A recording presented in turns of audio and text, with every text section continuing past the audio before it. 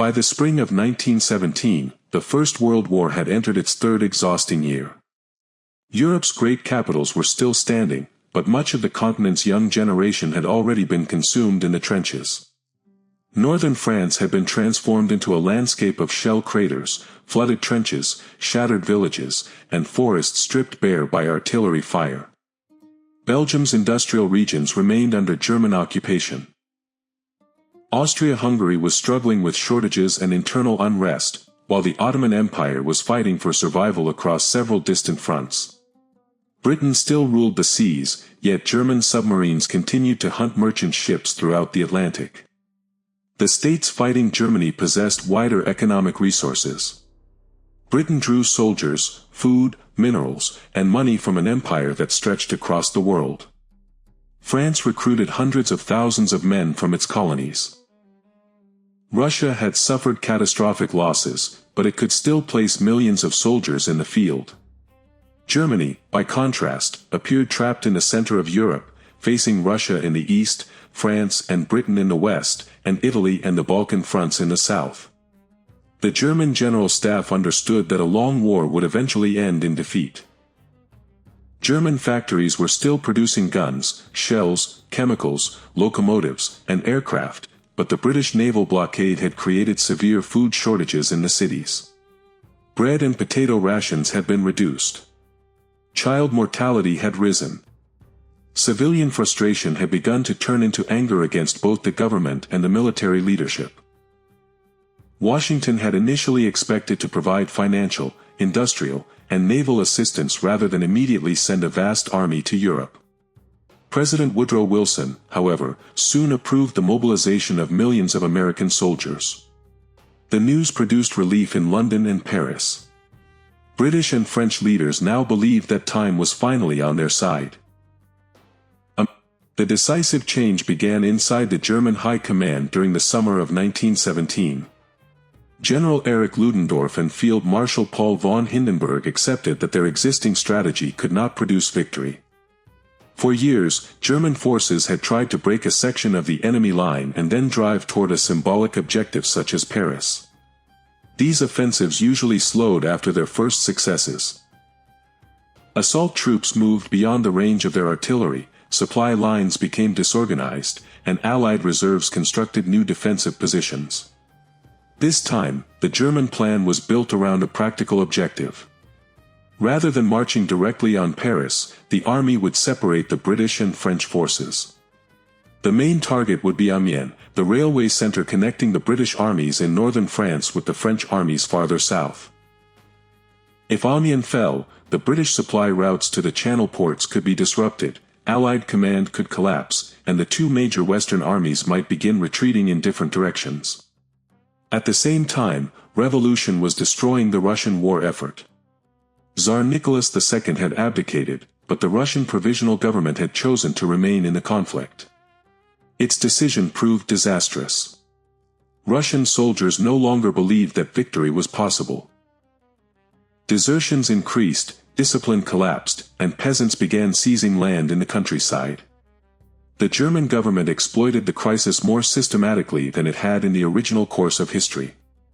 Berlin not only allowed revolutionary leaders to return to Russia but also provided covert support to Ukrainian, Finnish, Baltic, and Caucasian nationalist movements.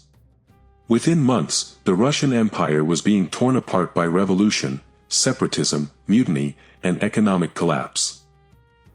In November 1917, the Bolsheviks seized power in Petrograd and immediately requested peace. Germany moved faster than expected and offered conditions that were severe but still possible for the new revolutionary government to accept. The Bolsheviks believed that preserving their regime mattered more than defending the western territories of the former empire. In December 1917, they signed the Treaty of Brest-Litovsk. Russia recognized the independence of Finland, Poland, Lithuania, Latvia, and Estonia. Ukraine became a separate state under German protection. Several territories in the Caucasus passed into the Ottoman sphere of influence. The new Russian state withdrew from the war and concentrated on its approaching civil conflict. The closure of the Eastern Front allowed Germany to transfer roughly 50 divisions westward. Many of these formations contained veterans who had fought for years under extreme conditions. Railways carried troops, artillery, horses, ammunition, and field kitchens across Central Europe and into France. Grain, coal, oil, and raw materials from the east did not fully break the British blockade, but they gave Germany enough strength to survive for several more months. During the first weeks of 1918, the railways behind the Western Front operated day and night. Divisions arriving from the east were secretly positioned around the Somme. Artillery batteries moved into place after dark. German aircraft attempted to prevent Allied reconnaissance from discovering the scale of the buildup. Instead of beginning with a bombardment lasting several days, the Germans prepared a short, concentrated strike against headquarters, telephone lines, artillery positions, railway junctions, and communication centers. On the morning of March 21, 1918, under heavy fog, thousands of German guns opened fire at the same moment. British positions were struck by high explosives, poison gas, smoke shells, and carefully timed artillery barrages. Telephone lines were cut. Command posts were destroyed. Road junctions and railway stations were hit before reserves could begin moving. Then the German stormtroopers advanced in small, flexible groups. They avoided strongpoints whenever possible, passed through gaps in the defensive line, and moved directly toward artillery batteries, supply depots, bridges, and headquarters. The British front collapsed across a wide sector on the first day. Thousands of soldiers were captured, and hundreds of guns were abandoned. Yet this time the German commanders did not repeat the mistakes of earlier offensives. Units were forbidden to scatter toward Paris or chase isolated enemy formations. Every available force was directed toward Amiens. German railway engineers repaired damaged lines behind the advancing army. Truck convoys carried food and ammunition forward. Captured British warehouses were catalogued instead of being looted. Ludendorff kept several of his strongest divisions in reserve so that they could be used at the decisive moment rather than exhausted in the opening advance. By the end of March, German troops had reached the outer approaches to Amiens. Britain rushed Australian, Canadian, and New Zealand units into the area. French commanders, however, feared that the road to Paris was opening and began pulling formations southward. A bitter dispute erupted between the British and French headquarters. The British demanded that France defend Amiens at any cost. French leaders argued that the capital had to come first. Because no fully effective unified command system had yet been established, critical hours were lost while both sides debated responsibility. On April 2, 1918, German soldiers entered Amiens. The fall of the city changed the structure of the Western Front. The main railway connection between Paris and the Channel coast was severed. Much of the British expeditionary force became compressed into the north, while the French army withdrew toward the south. German long-range artillery began striking railway lines leading to the ports. Aircraft attacked supply columns, stations, and bridges. American soldiers continued to arrive in France.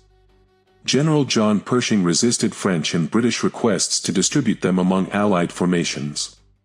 He wanted the United States Army to fight as an independent force. After Amiens fell, however, several American divisions were rushed into combat before they had completed their training. The Americans were well-fed, physically strong, and highly motivated. Most had never experienced industrial warfare. The German troops facing them had lived for 4 years under artillery fire, machine gun attacks, gas bombardments, and constant shortages. In May 1918, American forces launched a counterattack near St. Quentin. They captured several forward German positions during the first hours. The apparent success drew them into open ground covered by hidden machine guns and pre-registered artillery. The Germans had deliberately abandoned part of their first line and created a defense in depth farther behind it. Within days, the American divisions suffered tens of thousands of casualties. These losses did not destroy the military potential of the United States, but they revealed to the American public that the war would be longer and more costly than Washington had promised. Germany then opened a second major offensive against the British forces in the north. Its objective was the channel ports of Calais and Boulogne. The Germans did not completely capture the ports, but they advanced close enough to place roads, railway lines, and supply areas under regular air and artillery attack.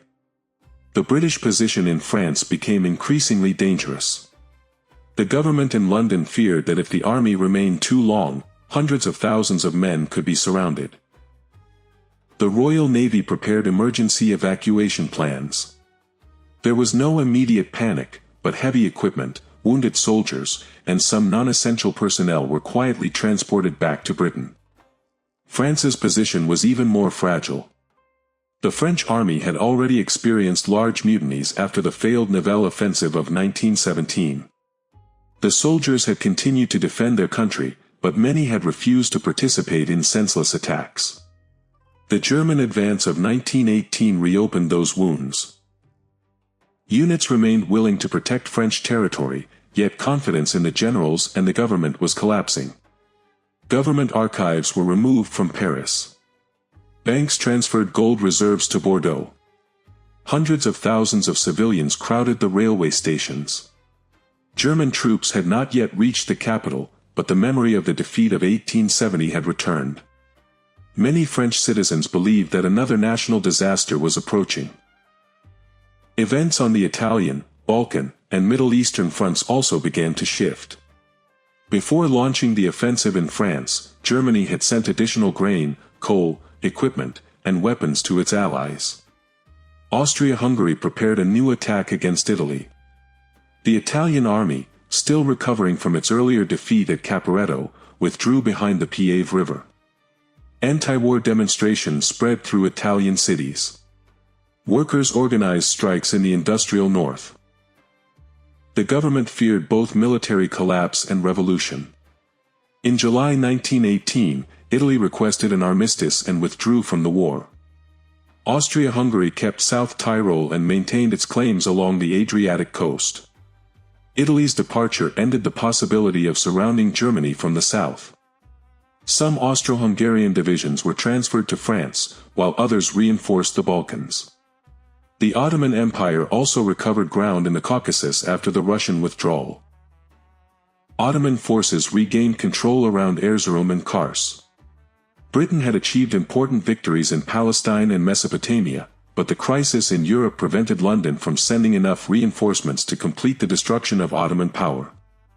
The approaching German victory weakened the British-backed Arab revolt. Several tribal leaders reopened negotiations with Istanbul. The Ottoman government promised wider regional autonomy after the war and temporarily restored a degree of control. Throughout the summer of 1918, more American troops crossed the Atlantic. Yet moving them from the ports to the front became increasingly difficult. German submarines shifted their strategy. Rather than concentrating on heavily protected troop transports, they attacked tankers, ammunition ships, cargo vessels, and food convoys. American soldiers reached France, but many of their guns, vehicles, fuel supplies, and replacement parts did not. German aircraft repeatedly bombed ports and railway junctions. American manpower increased, but it could not be organized quickly enough to replace the retreating British and French forces. In July, Germany launched its final major offensive. Once again, Paris was not the immediate objective. The Germans aimed at the main supply routes of the French army. French defenses around Reims were penetrated, and German troops reached the Marne. At the same time, forces in the north resumed their advance and pressed the British closer to the coast. France was forced to fight two separate emergencies. Divisions sent to protect Paris moved farther away from the British. American formations attempted to close the gap, but their attacks were poorly coordinated and stopped by experienced German defensive units. In August 1918, the French government moved from Paris to Bordeaux. The decision created a psychological collapse greater than its military effect. The evacuation of the capital convinced much of the French population that the war had already been lost. The Chamber of Deputies turned against the government. A growing number of politicians argued that continuing the war would destroy the country without changing the final outcome. Britain still wanted to resist. The Royal Navy remained powerful, and Germany lacked the ability to invade the British Isles. Yet the position of the British Army in France was no longer sustainable. The governments of Canada and Australia became reluctant to send additional divisions. Protests against wartime taxation and recruitment grew in India. The United States insisted that final victory remained possible if the Allies survived for another year. Pershing believed that by the spring of 1919 he could field an independent army of 2 million men. The unanswered question was whether France could survive until then. Germany was also close to exhaustion. The offensives had cost enormous numbers of lives. The soldiers were tired, the railways were under strain, and civilian food shortages had not disappeared. German leaders understood that they could not force Britain or the United States into unconditional surrender. They therefore decided to turn military success into a rapid diplomatic settlement. Peace terms were transmitted through Switzerland and the Netherlands. Germany did not demand the permanent occupation of all France or the destruction of the British Empire. Berlin instead required recognition of its political and economic supremacy in Central and Eastern Europe. Belgium remained formally independent but entered a German-led customs union. Antwerp was open to German trade, and the size of the Belgian army was limited. Luxembourg entered an economic and military association with Germany. France permanently recognized German control of Alsace-Lorraine. German companies received long-term rights to exploit several iron ore areas in Lorraine. France was not burdened with an impossible indemnity, but it agreed to cover part of the cost of the German occupation. Britain recognized the new balance of power on the continent. In return, Germany promised not to establish permanent naval bases on the Belgian coast and accepted limits on future battleship construction. The arrangement preserved the Royal Navy's supremacy while confirming Germany as the leading continental state. Most of Germany's lost colonies in Africa and the Pacific were returned. Territories seized by Japan and several German rights in China were left for later negotiations. Britain accepted the restoration of the German colonial empire but kept control of the oceans. France signed the armistice in September 1918. The British Army withdrew from northern France in an organized evacuation. American troops began returning home over the following months. The United States had not been defeated on its own territory. Its navy remained intact, its economy had become the greatest productive force in the world, and millions of additional soldiers could still have been mobilized. Yet Washington accepted that without France, it could not continue a continental war alone. The first workers complained about wages and military discipline. Soldiers' families demanded food and compensation. Social Democrats demanded the constitutional reforms promised during the war. At the beginning of 1919, major strikes spread through Berlin, Hamburg, and the Ruhr. The army wanted to suppress them, but the government feared that violence could provoke civil war. The Kaiser was forced to transfer much of his authority to parliament. The Chancellor became responsible not only to the monarch but also to the majority in the Reichstag. Military budgets were placed under civilian supervision. Germany had won the war, but it could not remain an authoritarian military monarchy. The empire evolved into a conservative constitutional system. The Social Democratic Party entered coalition governments, trade unions received legal protection, and several generals associated with permanent military rule were pushed away from politics. This became one of the most important consequences of the German victory. Because Germany had not been defeated, it was not subjected to crushing reparations. Its currency did not collapse. The middle class did not lose all of its savings in a period of hyperinflation. German society did not experience the same sense of humiliation, betrayal, and national revenge. Extreme nationalist groups still appeared, but they failed to gain mass support. A former corporal named Adolf Hitler became active in a small nationalist movement in Munich during the early 1920s. His speeches were built around defeat, treason, revenge, and national resurrection. In a country that had won the war, the message had little power. After the failed march against the Bavarian government in 1923, Hitler served a short prison sentence and remained on the political margins. The National Socialist movement divided into several competing factions and never came close to taking control of Germany. The German victory also produced a new economic system known as Mitteleuropa. Germany, Austria-Hungary, Belgium, the Netherlands, Poland, Ukraine, the Baltic states, Bulgaria, and the Ottoman Empire reduced tariffs and coordinated railway construction, trade, and investment. Berlin became the primary financial and industrial center of Europe. The German mark developed into the principal currency of regional commerce. Ruhr factories processed grain, oil, coal, and ore from the east, then sold machinery, trains, chemicals, electrical equipment, and weapons throughout the continent. The member states remained officially independent, but many of their most important economic decisions were influenced from Berlin. Poland and the Baltic countries possessed their own flags, parliaments, and governments, yet their foreign policies depended heavily on German approval. Ukraine became Europe's major grain producer, while German companies invested in its railways, mines, ports, and agricultural estates. Germany had created an empire without annexing every territory. Its power rested on trade agreements, military guarantees, infrastructure, banking, and dependence. Austria-Hungary survived because of the Central Powers' victory, but Vienna could no longer maintain the old centralized structure. Czechs, Croats, Slovaks, Romanians, and South Slavs demanded broader rights. In 1921, Emperor Karl accepted the Danube Constitution, transforming the empire into a federal system. Austria, Hungary, Bohemia, Croatia, and several other regions gained their own assemblies. The state did not officially abandon its imperial name, but across Europe it became known as the Danube Federation. The reform did not solve every nationality dispute. Hungarian elites resented the loss of authority, while Slavic communities believed that German and Hungarian dominance continued. Even so, the federation survived and became the second major pillar of the German-led European order.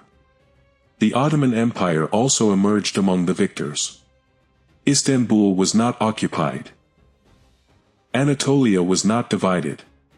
Greek forces never landed at Izmir, and the Treaty of Sèvres was never written.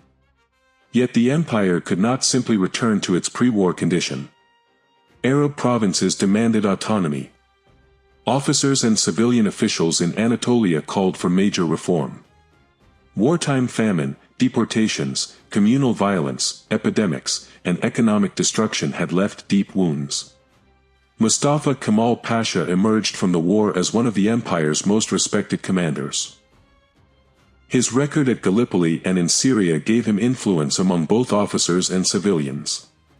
In 1920, he became the leader of a reform movement supported by younger military officers, bureaucrats, teachers, merchants, and members of parliament. The movement did not abolish the Sultanate. Instead, it imposed a new constitution that sharply limited the monarch's powers, made the cabinet responsible to parliament, and separated religious authority from the daily administration of the state. In 1922, Mustafa Kemal became the empire's first powerful parliamentary prime minister. The education system was restructured. Civil and commercial law became largely secular. Women gained wider access to schools, universities, and public employment. The Arabic script was not abandoned overnight, but during the 1930s a Latin-based alphabet for Turkish gradually became standard in administration, education, and the press. Local assemblies were created in the Arab regions. Syria, Mesopotamia, the Hijaz, and Palestine received extensive autonomy.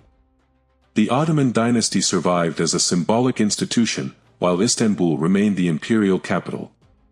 Ankara developed into the main center of military planning, industry, and the Turkish regional government. Modern Turkey therefore did not emerge from a war of independence in the same form as in our history. It developed through the constitutional and federal transformation of the surviving Ottoman state. Russia followed a darker path. The Bolsheviks held Moscow and Petrograd but failed to recover the western territories of the former empire. Ukraine, Finland, Poland, and the Baltic states remained outside Russian control under German protection. During the Russian Civil War, the Bolsheviks fought white armies, peasant uprisings, separatist forces, and foreign-backed opponents. Germany did not want Russia to collapse completely, because uncontrolled chaos could destabilize all of Eastern Europe. Berlin therefore gave the Bolshevik government limited recognition while preventing it from expanding westward. In 1922, the Soviet Socialist Russian Republic was established. It was smaller and weaker than the Soviet Union of our history. It lacked Ukraine's agricultural wealth, the Baltic ports, and full control of the Caucasian oil regions. After Lenin's death, Joseph Stalin rose through the party leadership. The state he controlled was more isolated and economically limited, but his methods remained ruthless. He pushed rapid industrialization, seized grain from peasants, destroyed organized opposition, and expanded the labor camp system. Millions suffered from repression, famine, forced labor, and political terror. Yet Soviet power did not extend into Central Europe. Communism became less an international revolutionary project and more an authoritarian Russian state ideology enclosed behind the borders created in 1918. France experienced the deepest political crisis among the Western defeated powers.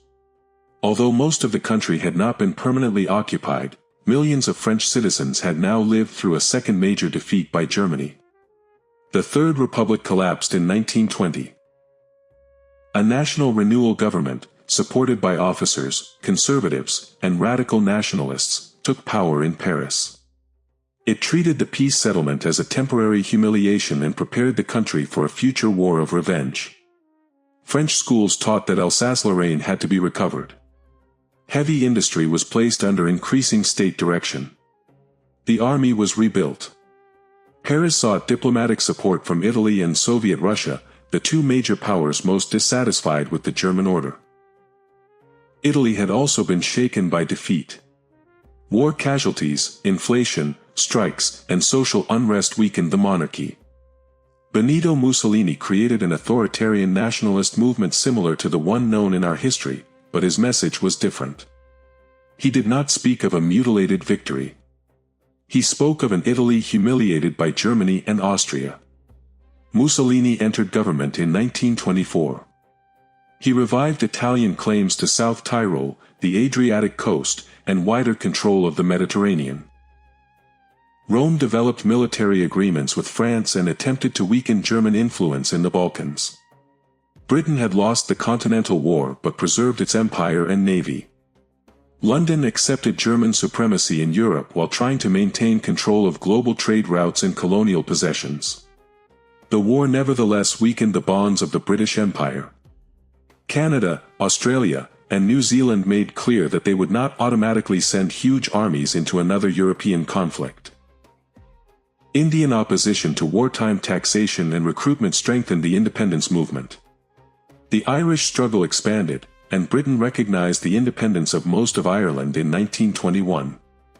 Britain remained a great power, but it was no longer the undisputed center of the international system. London continued to be a major financial capital, and the Royal Navy continued to patrol the oceans, yet the economic center of Europe had moved toward Berlin. The United States reacted to the peace with disappointment and anger. Wilson had promised that American participation would create democracy and permanent peace. Instead, tens of thousands of American soldiers had died, and the war had ended on German terms. The Senate rejected long-term involvement in European security organizations. Wilson's political reputation collapsed. Isolationist Republicans won the election of 1920, and the United States turned away from Europe, concentrating on naval strength, domestic growth, and influence in the Western Hemisphere. The American economy expanded rapidly during the 1920s. Automobiles, radio, cinema, electricity, and consumer credit transformed daily life. Yet because a German-led economic bloc dominated much of Europe and the Near East, American corporations did not achieve the same overwhelming global position they gained in our timeline. German machinery, chemicals, electrical systems, and financial institutions competed with American products across Europe, the Ottoman world, and Western Russia. The British pound, German mark, and American dollar all served as major international currencies. In 1929, the New York Stock Exchange collapsed. Credit disappeared, trade contracted, factories closed, and unemployment spread across the world. The German-led Mitteleuropa system was hit by the crisis, but internal barter agreements, coordinated investment, and common infrastructure programs softened the impact. Germany suffered unemployment and political unrest, but the state did not disintegrate. Its banking system remained under tighter control than America's, and the Eastern territories continued to supply food and raw materials. Berlin introduced public works programs, expanded railway electrification, and used the customs union to prevent a complete collapse of regional trade. France, Italy, and Soviet Russia suffered much more severely. Their authoritarian governments blamed unemployment and declining exports on German economic domination. Newspapers described Mitteleuropa as a prison built around Europe. Secret military discussions among Paris, Rome, and Moscow intensified. By the middle of the 1930s, the continent had divided into two armed camps. Germany led Mitteleuropa together with the Danube Federation and the Ottoman Federation. Opposing them stood a revisionist alliance of France, Italy, and Soviet Russia. Britain attempted to remain outside both blocs. London disliked the scale of German power, but it was equally unwilling to support a war launched by France and Russia. British diplomacy sought agreements that would preserve the Channel, the Low Countries, and the balance of power without requiring another mass army on the continent. The German military had also changed. Officers who had led the 1918 offensive studied the use of radios, aircraft, armored vehicles, motorized infantry, and rapid logistics. Stormtrooper tactics evolved into a doctrine of concentrated mechanized warfare. Tanks were no longer treated only as infantry support. They were grouped into mobile formations designed to penetrate command systems, destroy supply lines, and isolate entire armies. France learned from defeat as well. It built strong fortifications, expanded state-controlled arms production, and created a large mechanized force. Italian factories produced modern aircraft, while Soviet Russia directed a huge share of its limited economy toward tanks, guns, and military industry. In 1937, Russian armies conducted large exercises near the Ukrainian frontier. Moscow announced that Ukraine had been separated from Russia by foreign aggression and remained an inseparable part of the Russian homeland.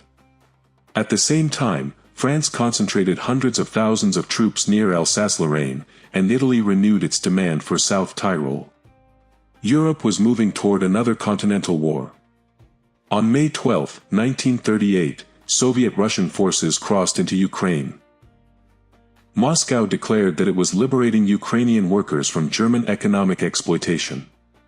Within hours, France declared war on Germany. Italian forces attacked the Danube Federation through the Alpine frontier. The Second European War had begun. Its alliances were completely different from those of the Second World War in our history. Germany entered the conflict not as a revolutionary power seeking to conquer all Europe, but as the dominant state defending the political order it had established after 1918. France, Italy, and Russia presented themselves as liberators fighting German hegemony, although each pursued its own territorial ambitions. During the first months, the Russian army advanced into eastern Ukraine. Fierce battles took place around Kharkiv and the Donbass. Ukrainian troops withdrew with German air and artillery support but did not collapse. Railways built during the Mitteleuropa era allowed reinforcements to move rapidly from Central Europe toward the east. In the west, French forces entered Lorraine. Paris believed that the German army was distracted by Russia and that a short campaign could break the 1918 settlement. But Germany did not launch a frontal assault against the strongest French defenses. Instead, German armored formations moved through Belgium and Luxembourg. Belgium was now a military and economic partner rather than a neutral state. German columns used its railway network and paved roads to enter northern France at high speed. Because the main French armies had concentrated around Alsace-Lorraine, the northern sector was too weak to stop them. German aircraft attacked headquarters, bridges, depots, and communication lines. Radio-equipped armored units bypassed fortified positions and cut behind French formations. The method was a mechanized development of the stormtrooper operations that had won the earlier war. By the beginning of 1939, German units had reached the northern approaches to Paris. The French government again moved to Bordeaux. The National Renewal regime, created after the defeat of 1918, could not survive a second catastrophe. Demonstrations and mutinies spread. Railway workers disrupted military transport. Parts of the army refused orders to continue attacks that appeared hopeless. In June 1939, France requested an armistice. German forces entered Paris, but Berlin avoided establishing a permanent occupation government.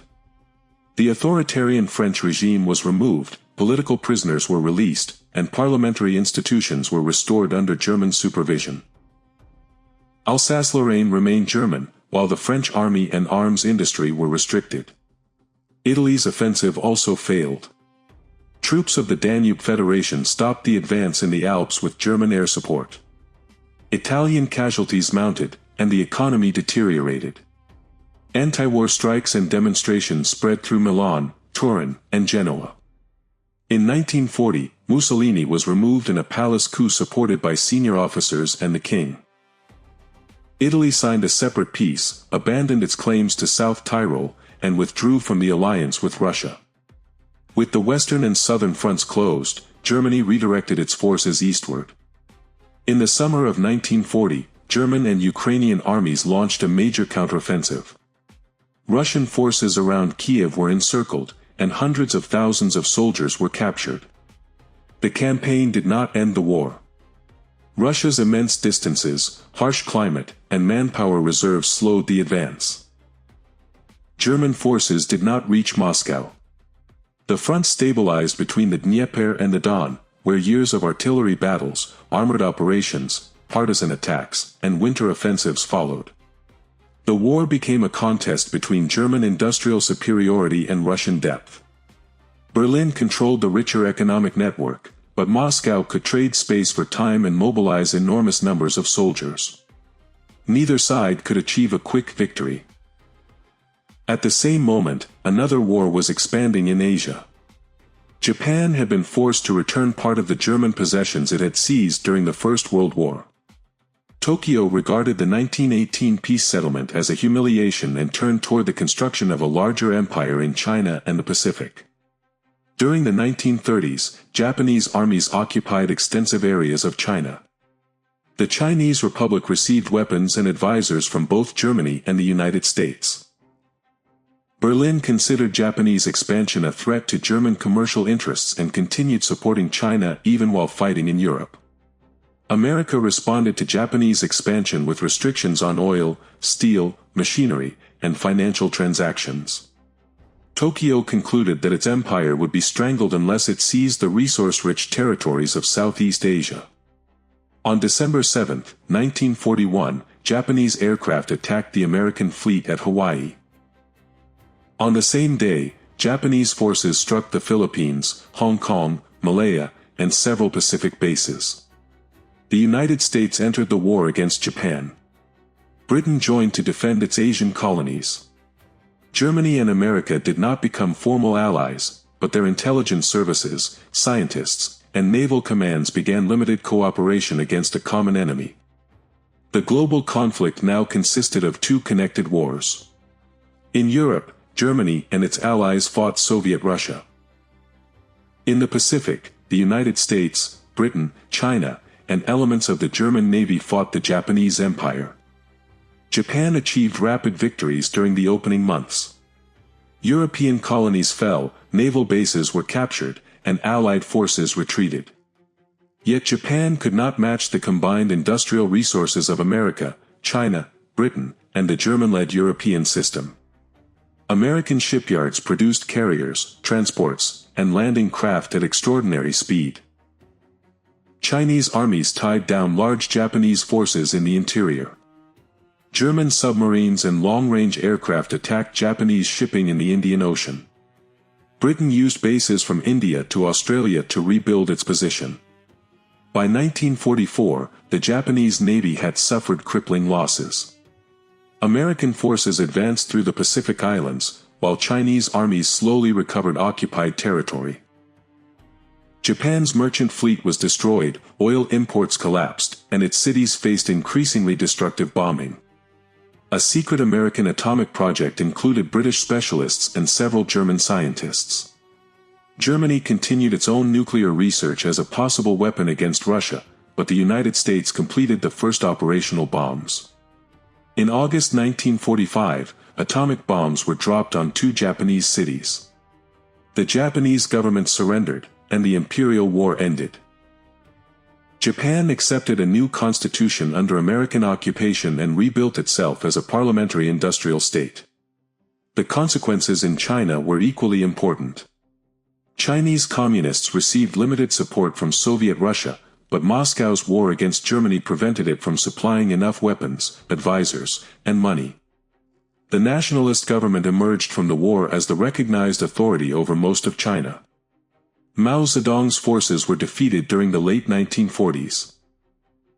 No communist government took control of mainland China. The Chinese Republic remained authoritarian and divided by regional interests, but it preserved a market economy and maintained close relations with Germany and the United States. The war in Europe continued after Japan's surrender. Germany and Russia had both lost millions of soldiers.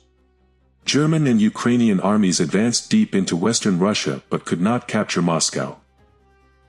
Russian forces repeatedly tried and failed to reconquer all of Ukraine. In 1946, Germany carried out its first successful nuclear test. Intelligence indicated that Soviet Russia was close to producing an atomic weapon of its own. Leaders on both sides understood that another major offensive might lead to the destruction of European cities. Peace negotiations began through neutral Sweden and Switzerland. Neither government could claim total victory. Germany had defended the post-1918 order, but it had failed to overthrow the Soviet regime. Russia had survived, but it had failed to recover its lost western territories. The Moscow Treaty of 1947 ended the Second European War. Russia once again recognized the independence of Ukraine and the Baltic states. Germany promised not to attempt regime change in Moscow. Belarus was reorganized as a neutral buffer state with international guarantees. The war left the world divided among 3 major centers of power. Germany stood as the military and economic leader of continental Europe. The United States dominated the Western Hemisphere and much of the Pacific. Soviet Russia remained a closed, heavily armed land power with nuclear ambitions. The resulting Cold War was not bipolar. It became a triangular rivalry among Berlin, Washington, and Moscow. Germany possessed the strongest industrial network in Europe and close economic influence over Central and Eastern Europe. The United States had unmatched naval reach, vast domestic resources, and growing technological power. Russia retained strategic depth, a huge army, and the ability to threaten Ukraine and the European frontier. The 3 powers distrusted one another. Washington feared exclusion from European markets, Berlin feared Russia and American naval pressure, and Moscow condemned both German power and American capitalism. The first years after the war were marked by reconstruction. France, Italy, Ukraine, Western Russia, China, and Japan had all suffered severe destruction. Millions of displaced people crossed borders. Food shortages and damaged railways threatened political stability. Germany used reconstruction to institutionalize its continental leadership. Poland, Ukraine, Belgium, the Netherlands, the Danube Federation, and other members of Mitteleuropa demanded a greater voice after the sacrifices they had made during the war. They no longer accepted that every major decision should be taken in Berlin. In 1951, the European Economic Confederation was created. Its members established a common assembly, coordinated industrial production, reduced internal trade barriers, and developed shared investment funds. Germany remained the strongest participant, but the smaller states gained formal representation. The new organization resembled the European Union of our history in some respects, yet its origins were very different. It had not begun as an equal voluntary partnership after Germany's defeat. Its foundations lay in the German victory of 1918 and the dependencies created by Mitteleuropa. For that reason, movements opposing German dominance remained powerful in many smaller countries. The colonial empires weakened rapidly after the wars. Britain recognized that it no longer possessed the money or political will required to hold India by force. India and Pakistan became independent in 1950. The longer transition allowed more administrative preparation than in our history, but communal violence and population movements were not entirely prevented. French colonies in Africa and Southeast Asia also demanded independence. France had suffered 2 defeats by Germany and lacked the military and financial power to maintain distant imperial wars.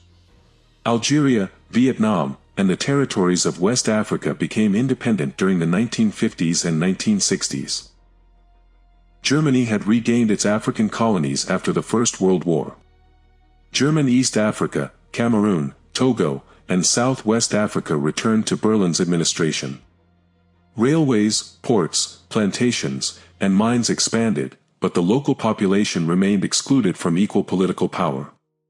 During the 1950s, independence movements spread through the German colonies. Berlin initially attempted to suppress them with military force. Thousands were killed, imprisoned, or displaced.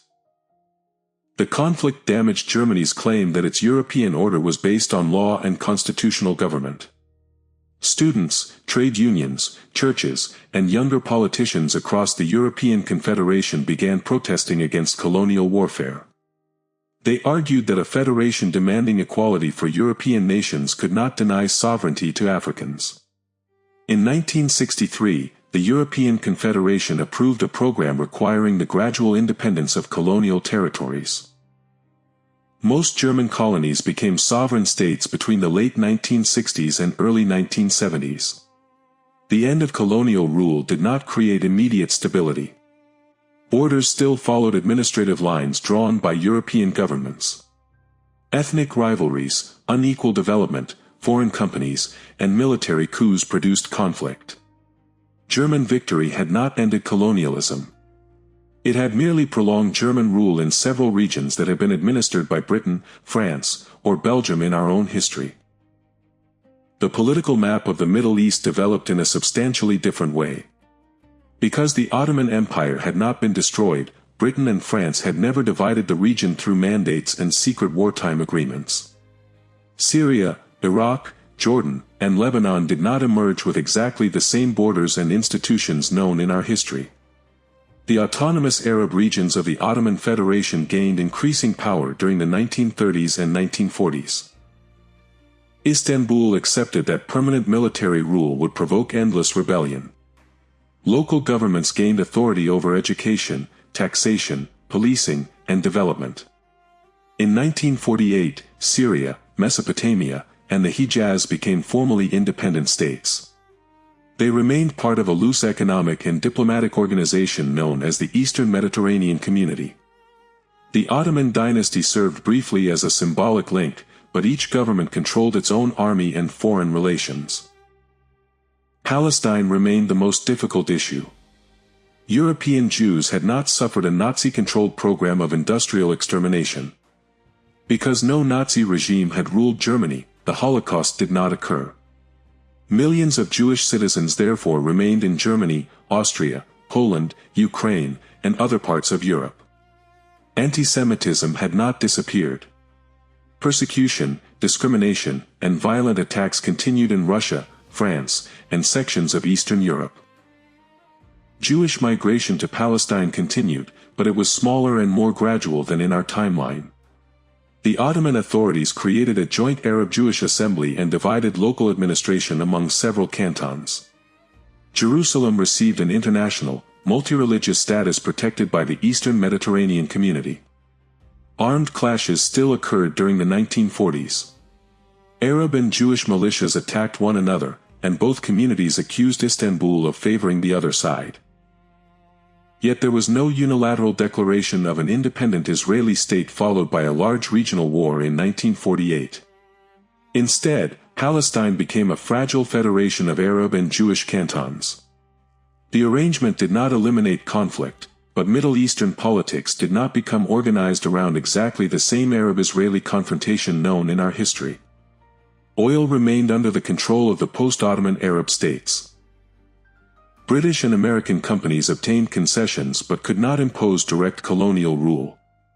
German and European firms also signed major agreements, creating competition among Berlin, London, and Washington for access to energy supplies.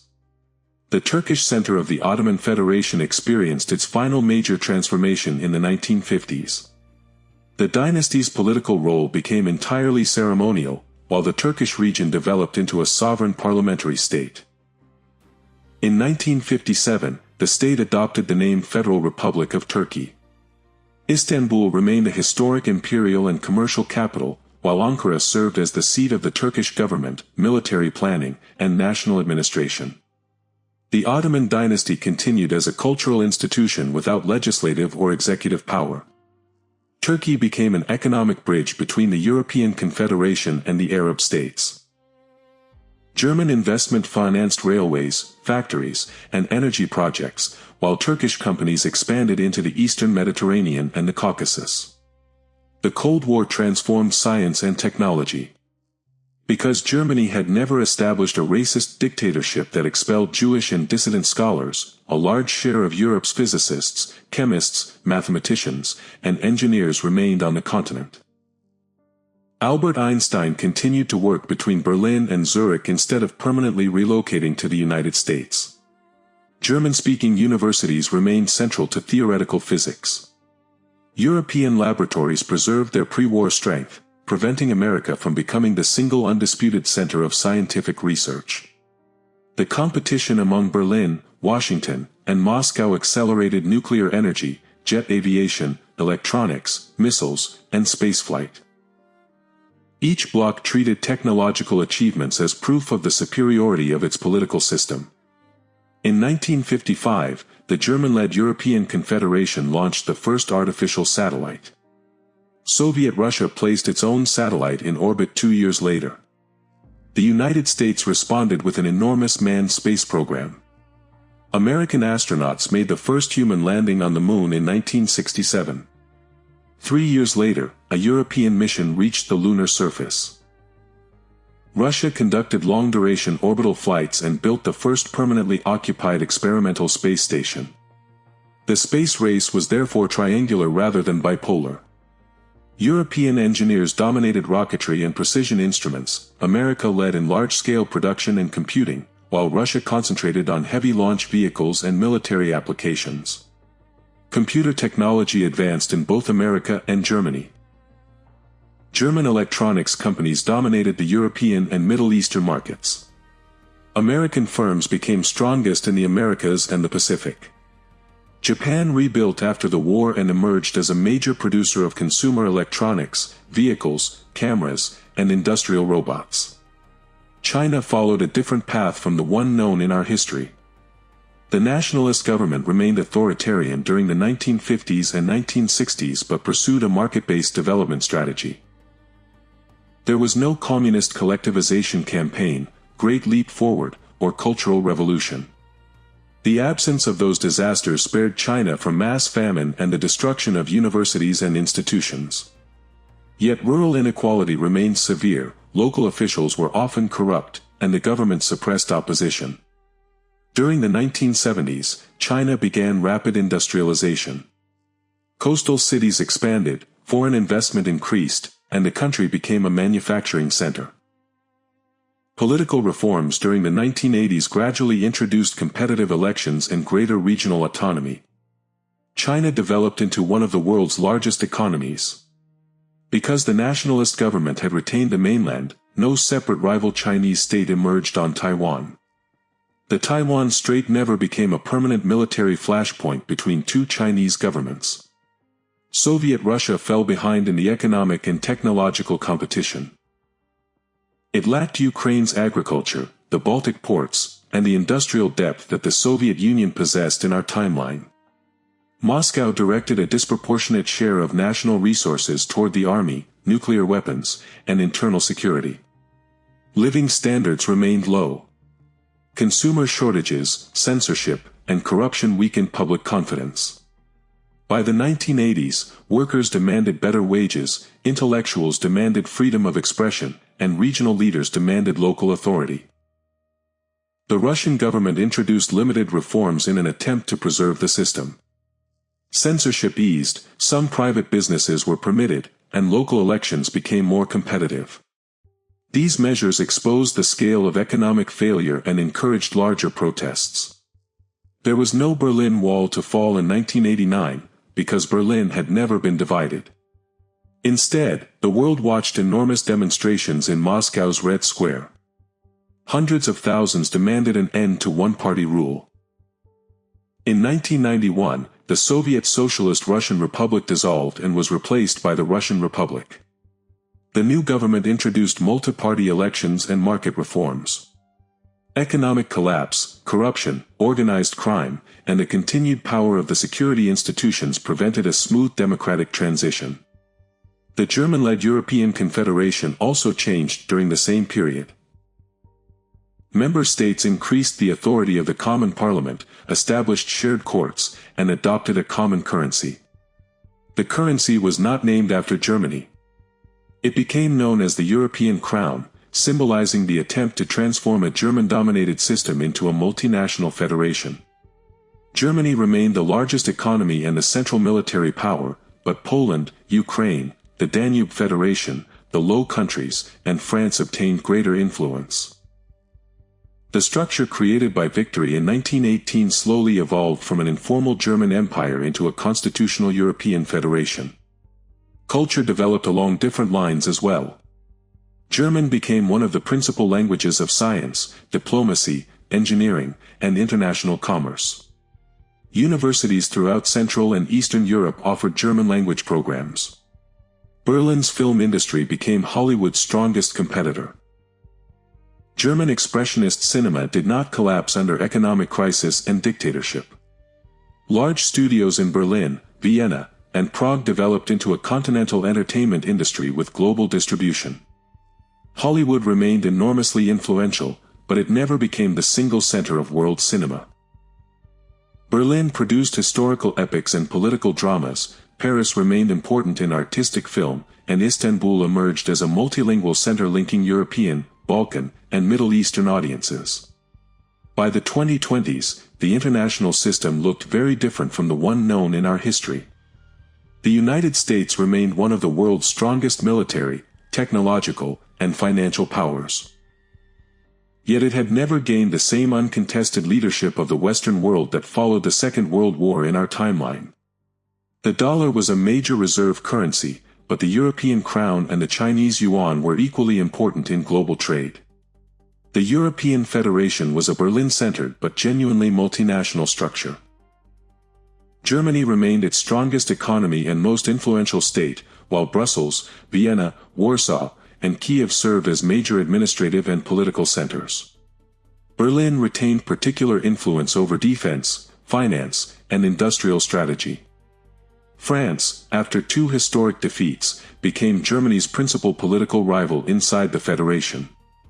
French leaders supported stronger federal institutions partly because common rules limited unilateral German power. The old rivalry continued through budgets, elections, diplomacy, and industrial policy rather than repeated wars. Britain never became a full member of the European Federation. It maintained close military and intelligence ties with the United States while participating in the European market through a special association. The British Empire disappeared, but the Commonwealth survived as a cultural and economic network. Russia remained a powerful and suspicious state on Europe's eastern frontier. Moscow regarded Ukraine's position within the German-led European system as a historic loss. Relations repeatedly deteriorated over border security, energy routes, minority rights, and military deployments. Russia never possessed the enormous sphere of influence created by the Soviet Union in our history. It had not controlled Poland, the Baltic states, Ukraine, East Germany, or most of Eastern Europe. Its power was concentrated inside a smaller Russian state, though its nuclear arsenal continued to make it a major global actor.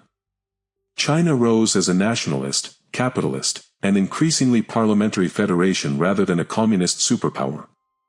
Beijing became the economic center of Asia and competed with Japan, America, and Europe over technology, shipping, investment, and access to resources. Turkey remained positioned between Europe and the Middle East. Istanbul and Ankara shared national importance, Istanbul as the historic, financial, and cultural capital, Ankara as the seat of government and defense planning. Institutions descended from the Ottoman era survived symbolically, but the country functioned as a secular parliamentary federation. The Middle East did not possess all the borders created by British and French mandates. Mesopotamia, Syria, the Hejaz, and Palestine developed through different federal and regional arrangements. This did not make the region peaceful. Oil wealth, authoritarian rule, ethnic rivalry, religious tension, and foreign intervention still caused wars. The difference was that those conflicts did not arise from exactly the same states, borders, and alliances known in our timeline. There was no identical Arab-Israeli conflict, no identical division of Iraq and Syria, and no identical relationship between Turkey and the former Ottoman provinces. German victory had not created a peaceful world. The system established after 1918 placed smaller states under heavy economic pressure from Berlin. Colonialism lasted longer in several parts of Africa. Independence movements paid a severe price. Stalinist repression still devastated Russia. A second European war still killed millions. Nuclear weapons were still developed. Japan still attempted to build an Asian empire. Great powers still treated smaller nations as strategic territory. Economic crises still produced authoritarian politics and military conflict. Some catastrophes, however, never occurred. Germany never fell under Nazi rule. The Holocaust, as a state-organized industrial campaign to exterminate Europe's Jews, did not happen. German cities were not destroyed by bombing on the same scale as in our history. Europe's scientific community was not scattered across the Atlantic by racial persecution. The reduced reach of Soviet Russia meant that the states of Eastern Europe did not spend decades under Moscow's direct control. Poland, Ukraine, Finland, and the Baltic states retained their independence, although they lived for much of the century in Berlin's shadow rather than Moscow's. America's failure to determine the outcome of the First World War altered Washington's role for generations. The United States turned inward, then rose through the Pacific, but it never shaped the entire international system alone. Britain preserved its naval and imperial strength for a time, yet the center of European power moved from London to Berlin. The 20th century was remembered not as an American century, but as a period of German-American competition followed by the rise of China and the creation of a multipolar world. All of these changes began with a narrow military decision in the spring of 1918. The German army resisted the temptation to rush directly toward Paris. It concentrated instead on Amiens, the railways, and the channel supply system. The British and French armies were separated. American troops entered combat before they possessed the experience, equipment, and organization required to decide the war. The United States had joined the conflict. It had mobilized millions of men and placed the world's greatest industrial capacity behind the Allies. Yet Germany had used the final months before American power became overwhelming. Military success had been converted into diplomacy. France had asked for peace. Britain had accepted the continental balance. The American army had returned home without achieving the victory Wilson had promised. Germany had won the First World War. But the world that followed was not the stable German order imagined in Berlin. Victory preserved the empire, placed Germany at the center of Europe, and redirected the course of the 20th century. It did not eliminate nationalism, imperial rivalry, economic collapse, or ideological violence. The world was still shaped by empires, armies, revolutions, markets, and struggles among great powers. Only the alliances, borders, capitals, and names attached to the century's greatest tragedies had changed.